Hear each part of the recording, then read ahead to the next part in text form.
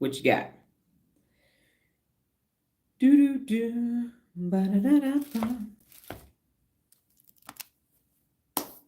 Okay, 11 is correct. Now, Dr. Donna, why did you do that to us? Because as the numbers got smaller, the problems got simpler, the time got faster.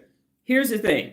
With your working memory, sometimes you have to make a split-second decision, whether you're driving, it's in the moment, you don't have time to sleep on it, you don't have time to vacillate back and forth. That's why everything was a minute or less, because sometimes that's all you have is a minute or less to gather all of these different regions of your brain together to have a quick powwow, to make a decision, to solve a problem, to think about something that you've done, to have some self-reflection. Sometimes all you have is a minute. And as a result of that, you are training your neural pathways for efficiency when it comes to problem solving. So if there was a point, like Nola said, it's all over the place. If you think about your day, and we've said this before, your working memory is working dozens, if not hundreds of times every hour on the hour while you are awake. So you need endurance. You need to be able to answer something quickly. You need to be able to access multiple brain regions, the multiple lobes. Sometimes it's the left hemisphere, sometimes it's the right hemisphere, sometimes it's bilateral. So where are you going to get that cognitive fitness if not from me, if not here? Because nowhere else are you timed. That's why standardized tests are timed, to stress you the hell out for these multiple guests to see what you're going to do. It's a moment in time. But when you strengthen your mind and you are creating this whole total brain experience every single day, when you get ready to function for the rest of the day, you're going to naturally find yourself being able to solve problems faster. You're going to naturally be able to recall information instantaneously because of the time constraints. And that's why it's like, why are you timing us, Dr. Donna? So Thursday was a warm up. You didn't have the timing, but going forward, the timing is there so that you can have total recall and it becomes part of your muscle memory. And now you have complete access to all of these different brain regions. And so when you're sitting for what would be an extended amount of time, the answers are going to come to you faster. When you are needing to create something or be innovative, delegate any of the 74 principles of real leadership that you need to use,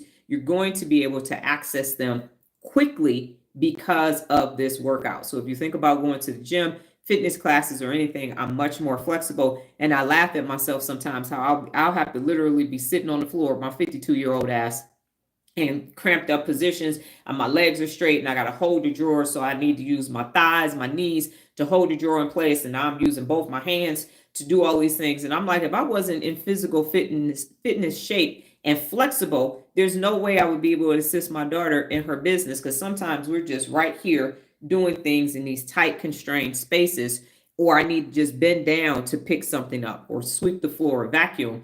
Because of my flexible physicality, I'm able to do that. And that's the same thing that you're doing with your brain. And that's what this fitness is about. So you have your water, so you're hydrated, so you're doing math, you're doing reading, you're filling in the blanks, you're asking yourself the self-reflection of yesterday I completed. That's you tapping into your default mode network to do the self-reflection and say, what did I complete yesterday? When you're saying that is something that I stopped, you got to access the basal ganglia, because that's where the habits are formed. And now you're saying, damn, I stopped doing something. Why did I stop that habit?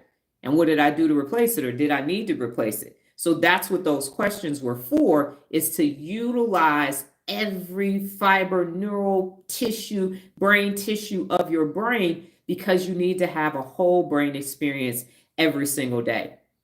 That's why I brought cognitive fitness back. That's why we're going to be doing it more often, because if all I do is lecture, if all I do is tell you about the brain, and you don't have the time to actually exercise it, how do I know if it's working? How do you know if it's working? If you just go to the gym and listen to a trainer and then you leave and you don't ever pick up a weight, how do you know where your bench pressing is? How do you know how much of the dumbbells you can pick up? Recently, Nola and I were at an appointment putting a home gym together, and she picked up two 70-pound dumbbells herself. And she don't weigh 140 pounds, but she picked up them. And I have a picture of her doing it. She's like, I wonder, can I pick up? Oh, yeah, I have both of these.